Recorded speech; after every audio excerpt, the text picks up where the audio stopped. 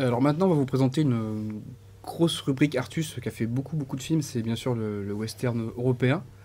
Donc surtout, bon, je pense que les trois quarts, voire un peu plus, c'est des westerns spaghetti, donc les westerns italiens. Donc il y en a pas mal qui sont vraiment intéressants. Alors il y a vraiment ces deux-là, donc Les Colts de la violence d'Alberto Cardone et Le jour de la haine, qui sont deux westerns qui se ressemblent beaucoup au niveau du scénario, en fait, où ça parle de deux frères qui se déchirent complètement. En fait, il y a un gentil et un méchant, en gros, c'est ça. Et c'est des westerns assez violents et très sérieux pour le coup, qui sont vraiment cool. Moi j'ai trouvé ça vraiment intéressant. Le remaster est super. Et les bonus sont faits par Kurt Riddell, on en parlait pour les westerns, voilà. Après il y a celui-là qui est vraiment cool. Quand les coltes fument, on l'appelle Cimetière. Moi j'adore le titre. Ah, le nom est terrible. Alors là en fait on est dans un western, j'ai trouvé ça vraiment bien dosé en fait, entre l'humour et le sérieux. Mais c'est pas trop humoristique non plus, c'est vraiment bien dosé. Le rythme est vraiment cool. C'est un très bon western spaghetti. Donc avec Gianni Garco, qui joue dans les deux autres films, en fait, qui est un acteur croate, si je ne m'abuse, qui a joué dans beaucoup de western spaghetti. En fait, il a vraiment une gueule un peu à Franco Nero. Du coup, c'est un pseudonyme, le nom du réalisateur, Ouais. parce qu'il a un nom un peu anglophone. Anthony Ashcott, bien sûr. Là, c'est Ouais. Giuliano Carnimeo. D'accord, ok. C'est un peu plus. Ça fait plus italien déjà. Plus rital, ouais. Après, il y a aussi Texas de Tonino Valeri, surtout connu pour avoir réalisé Mon nom est personne. Ah oui. Avec Henry Fonda. Ouais. Ça, c'est un super western vraiment très sombre et qui un petit peu s'inspire de l'histoire de Kennedy en fait. Oui, de l'assassinat. L'assassinat de Kennedy. Et en fait, c'est un film qui avait été amputé à sa sortie en 1969. Parce qu'à l'époque, les cinémas voulaient absolument que les films durent 1h30 pour les passer. Donc là, il dure 1h50, ils ont coupé 20 minutes du film. Le film, parce qu'ils par exemple, on comprenait rien à l'époque. Oui, d'accord. Et là, du coup, on comprend tout. Le film est restauré. Donc c'est la première fois en France que vous pourrez voir le film en intégrale. Très bon film, vraiment. Et puis un film un peu moins bien, mais que j'ai trouvé sympa, c'est Joe l'implacable, de Antonio Margheriti. Ouais, toujours. Où le héros s'amuse à tout faire péter.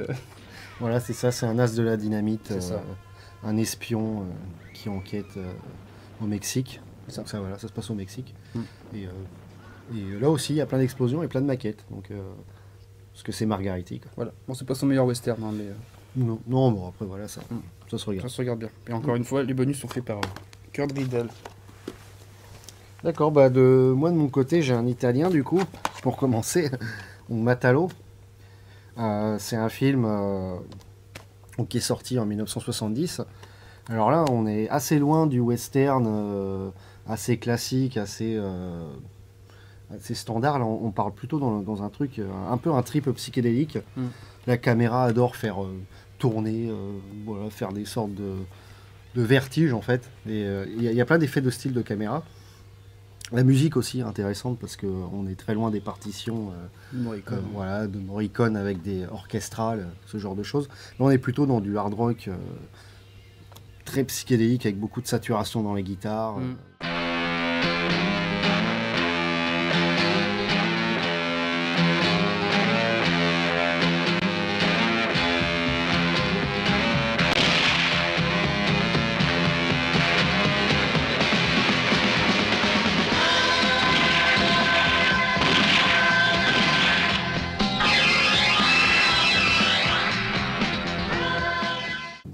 Franchement, là, très sympa la bande son. Et puis c'est sympa parce qu'en fait on suit des braqueurs de banque qui se retrouvent dans un village fantôme pour faire le partage de l'argent, sauf qu'ils se tirent tous dans les pattes en fait. Chacun veut avoir plus que l'autre et du coup ils se foutent tous sur la gueule. Et il y a aussi quelques scènes intéressantes avec notamment un boomerang. Dans un western, c'est quand même pas courant, un gars qui se bat à coups de boomerang. Et franchement, c'est super bien filmé parce que la caméra suit le boomerang en tournant comme ça. C'est vraiment une curiosité. Oui, celui-là, franchement, Matalo, c'est à voir. C'est obscur, quoi, vraiment. Oui, et puis même le réalisateur Cesare Canevari est assez obscur. Il n'a pas fait énormément de films, donc non. À voir, Matalo. Le bonus est intéressant aussi. Oui, tout à fait. C'est Alain Petit, du coup, qui fait les bonus. Qui parle énormément du film, il adore ce western-là. Puis il adore le rock aussi, alors il parle un peu de la bande-son. Puis il y a un documentaire aussi qui s'appelle Rouge Western d'Éric Charrière et Claude Ledoux. Je sais pas si tu l'as regardé, toi. Non, pas encore. Non. Bon. Bah, du coup, il faudra qu'on rattrape ça, mais je pense que ça doit être très intéressant. Et sinon, on va passer du côté du western anglais, parce qu'ils en ont sorti quelques-uns. Et celui-ci, c'est un de mes préférés. C'est Charlie Le Borgne. Donc c'est réalisé par... alors le film date de 73, et il est réalisé par Don Chaffee. Alors Don Chaffee, il est connu parce qu'il a un petit peu travaillé avec la Hammer. Il a fait notamment 1 million d'années avant Jésus-Christ avec Raquel Welch, voilà, entre autres. Et aussi, il est connu pour son film Péplum grec, enfin Jason et les Argonautes, qui est quand même très très connu aussi dans les années 60. Alors celui-là, c'est complètement un western un peu bizarre, un peu ovni, parce qu'on suit déjà l'acteur principal est afro-américain. Donc c'est Richard Roundtree, qui est très connu pour son rôle dans les films de blaxploitation et notamment Shaft. Voilà, c'est lui qui joue Shaft. Et en gros, c'est un soldat de l'armée qui tue un officier et du coup qui décide de s'enfuir, de déserter. Et il rencontre un Indien à moitié infirme qui est muet en fait et qui parle copulé en fait. Voilà. Et au fur et à mesure, il y a une sorte de relation qui se crée entre les deux hommes. Et quand Richard Roundtree se fait reprendre par les gars de l'armée, l'Indien décide de le secourir. Et c'est un film vraiment, vraiment curieux, qui emprunte pas mal au western italien, notamment dans les scènes de violence assez crues avec des gerbes de sang. Et voilà, c'est un peu inclassable, mais c'est vraiment à voir et c'est vraiment surprenant par rapport à la filmographie de ce gars-là, quoi, Don Chaffee. Un bonus par un petit aussi, je crois. Merde. Oui, tout à fait, le bonus est fait par un petit, donc qui se nomme Le Blanc, le Noir, le Rouge. Et c'est un très grand fan aussi de ce western. Donc, et il parle un peu du western anglais qui est beaucoup moins connu. Mais mine de rien, il y a des très bons films, quoi. Ça s'inspire en fait en même temps du western italien et en même temps du western américain. Donc, voilà. C'est vrai qu'on aurait pu en parler de beaucoup d'autres, parce qu'Artus, on a fait quand même pas loin d'une vingtaine quand même. Oui. Ils en ont sorti il n'y a pas longtemps aussi, celle d'Argent de Shofushi aussi, qu'il faut regarder. Donc n'hésitez pas, si vous êtes vraiment fan de western spaghetti ou de western en général, il y a des belles pépites. Hein. C'est des films qui sont qui n'ont jamais été édités avant en fait. Donc, oui, voilà, ils s'amusent pas trop à éditer les immenses classiques, on va dire. C'est plutôt, ils vont chercher des perles un peu plus rares voilà, à découvrir.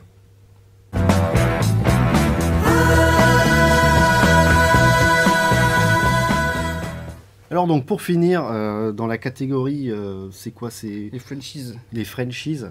C'est ça, on a décidé de vous reparler d'un film qu'on avait passé au cinéaste il y a 2 ans déjà. Oui. Donc c'est Ogroff ou Mad Mutilator je crois que c'est le titre américain. Donc c'est un film réalisé par Norbert Moutier en 1983. Un film d'horreur un peu hybride, un peu gore, tourné au Super 8, caméra Super 8, qui donne un effet très bizarroïde au film, quoi. Donc on peut dire quand même aussi que c'est le premier slasher français de l'histoire, hein, attention. Et pas des moindres, parce que c'est vraiment un ovni. Hein. Je pense que c'est au moins à voir une fois dans sa vie. Oui, je trouve aussi. Alors forcément, c'est complètement fauché. Hein.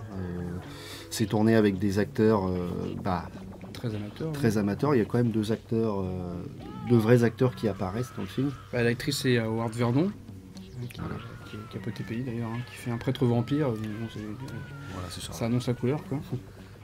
Et puis il y a aussi une brève apparition du père de Christophe Lemaire. Oui, Francis Lemaire, oui. Voilà, Francis Lemaire, hop, là.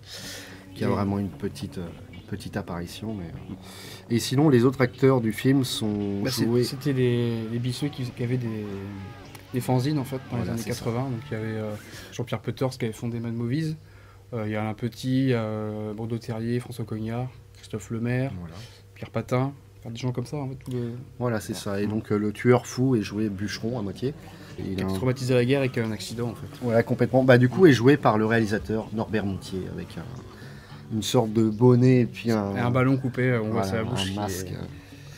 C'est intéressant parce qu'il y a un gros bonus aussi sur ce DVD-là. Donc c'est un documentaire. Il y a une interview de Norbert de 20 minutes déjà. il parle du film, Voilà. et il y a après 1 heure où chaque acteur, et les acteurs encore vivants, parlent de comment le film s'est tourné, comment De leur expérience. ils ont quoi. été approchés, voilà, tout ça.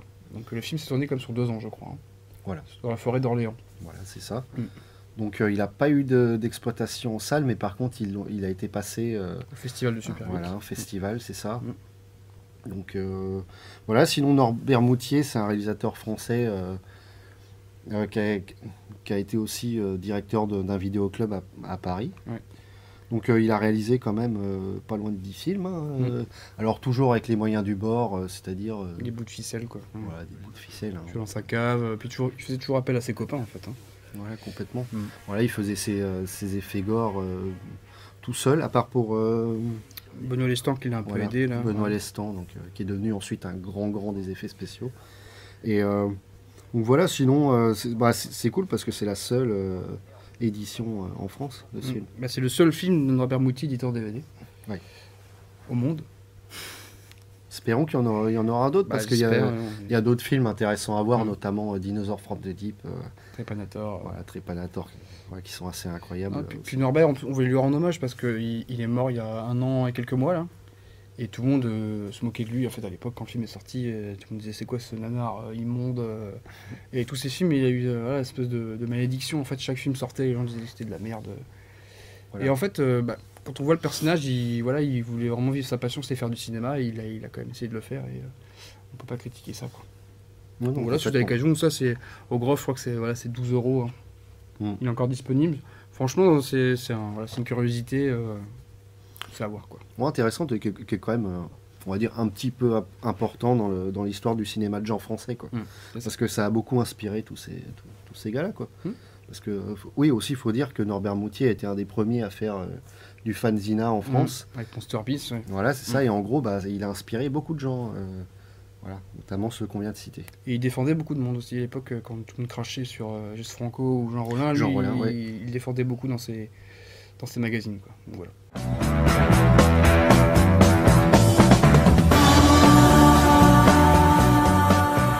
Artus a édité des films, mais aussi édité des livres. Ouais. Donc, certains livres, et maintenant ils éditent des BD aussi tout récemment, en 2021. Là. Donc ils ont fait des livres, quelques livres, je ne les ai pas tous, j'en ai mené quelques-uns, sur certains cinéastes oubliés en fait. Donc il y a Bruno Mattei, Joe D'Amato, Jess Franco, pour citer les plus connus. Donc le premier que j'ai lu à l'époque, c'était le superbe livre sur Bruno Mattei, Voilà. écrit par David Didlot.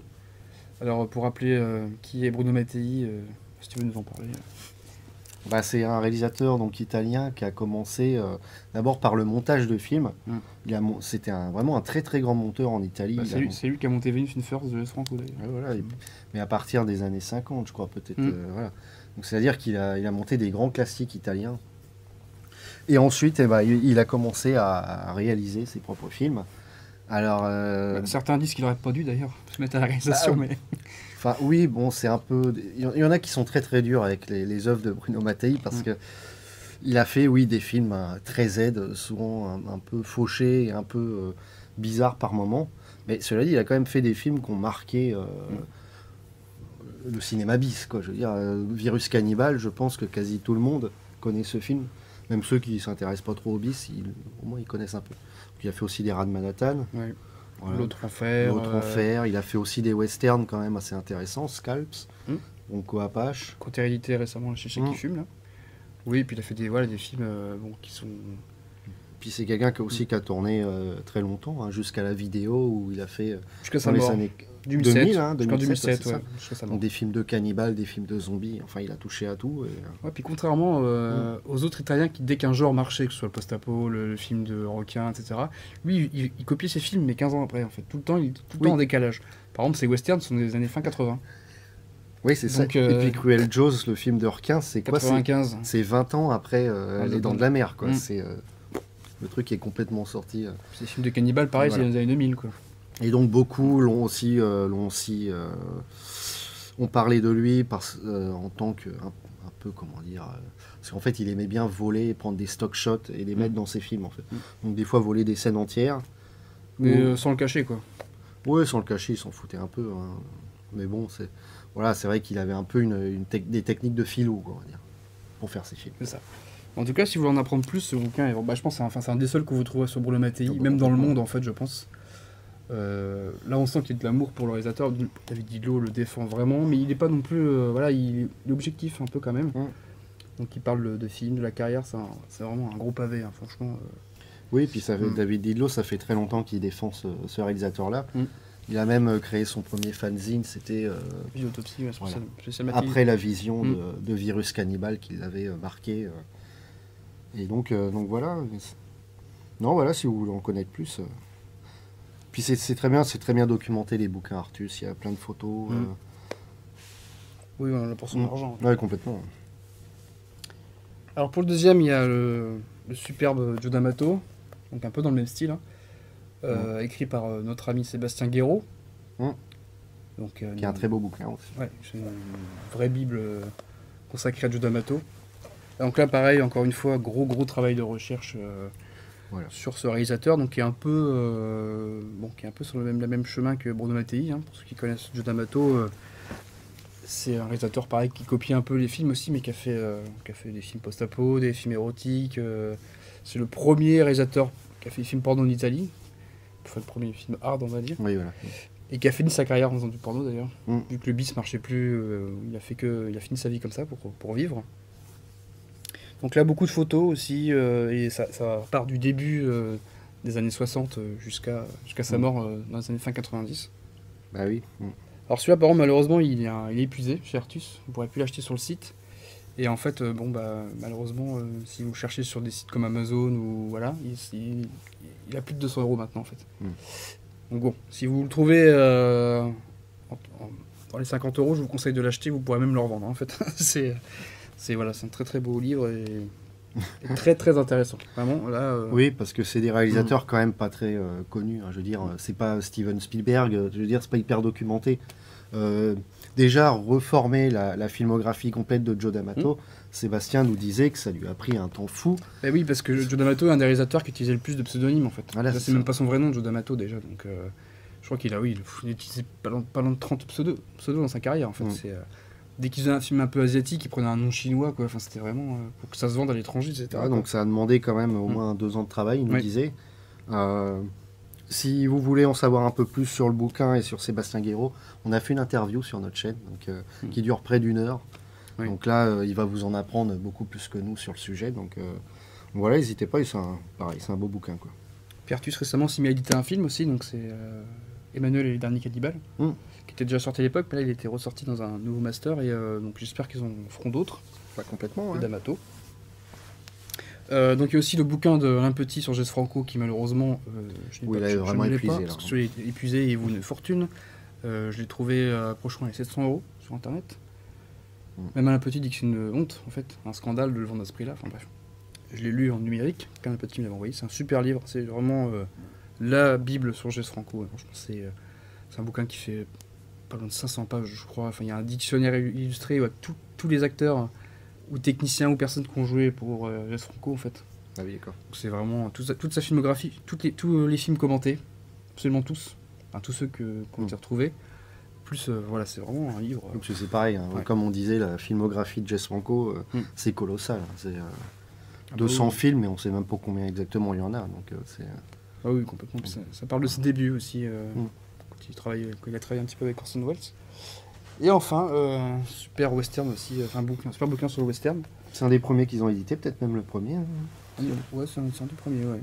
Donc, Alain Petit, donc 20 ans de western européen. Donc là, pareil, en fait, c'est un travail qu'il avait fait à l'époque, qui a été republié, en fait, sous la forme d'un bouquin. Donc il y a des photos aussi, et puis c'est tapé comme si c'était... Enfin, ça a tapé à la machine, en fait. Oui, je pense qu'il a scanné Voilà, c'est ça. les choses qu'il avait Tapé à la machine. ouais.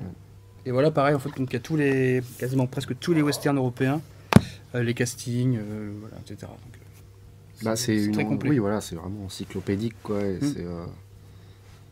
voilà, ça a été écrit à une période où il n'y avait pas Internet, c'était pas non plus hyper comme aujourd'hui, donc ça a demandé des recherches. Ah bah, je pense qu'à l'époque, il a dû passer du temps. Énorme, hein, je sais même pas comment il a pu à faire ça. Voilà, quoi. Puis l'édition n'était pas si prolifique il n'y avait pas autant de DVD qu'aujourd'hui, c'était des VHS et tout, quoi. Donc, Ouais, puis le cinéma, il allait au cinéma, quoi. ouais. Donc voilà, c'est Du gros boulot. Le western est toujours disponible, donc c'est des bouquins qui sont tous au prix de 39 euros. Ça peut paraître un peu cher, mais au final, c'est vu le travail qu'il y a derrière. Ouais, puis c'est des beaux livres. Hein, et puis c'est des livres, voilà, c'est des gens les gens qui ont écrit ces livres-là n'en vivent pas en fait. Hein. C'est vraiment ils écrivent leurs livres, après voilà, ils le vendent. Plus vous achetez, plus ils en feront. Donc il y a aussi un livre qui a été écrit par David Didlow qui répertorie la collection Gore, oui, un aussi, petit roman des années 80. Celui-là est épuisé aussi. Ouais. Et un autre bouquin aussi, La Brigandine, je crois, qui lui est toujours disponible sur le site aussi. Ça y est, c'est fini. On a fait à peu près le tour des... Enfin, on n'a pas vraiment fait le tour, mais Ça aurait été trop long. Ça aurait été trop long parce qu'il y en a trop. Comme on disait, ça existe depuis 2005, Artus. Oui, et puis ça continue en fait. Donc, voilà, il continue à en sortir tout le temps. Donc on attend avec impatience les nouvelles sorties. On espère qu'on vous a donné envie d'aller jeter un œil sur leur site et puis d'aller voir tous les films qu'ils proposent. Puis si ce genre de vidéo vous plaît, on essaiera d'en faire d'autres sur d'autres éditeurs français. Parce qu'il y en a pas mal, hein, mine de rien. En France, c'est assez... voilà, c'est un petit vivier qui continue à se battre pour essayer de nous sortir des beaux films. Et puis, donc voilà, on essaiera d'en refaire. Voilà. Et du coup, pour les collections, on peut aussi revenir vite fait sur une nouvelle collection. Il y a aussi une nouvelle collection de Choufoulchi, justement, qui s'amusait à rééditer donc cette trilogie Le Mort-Vivant avec L'Enfer des Zombies, Frayeur et puis L'Au-delà.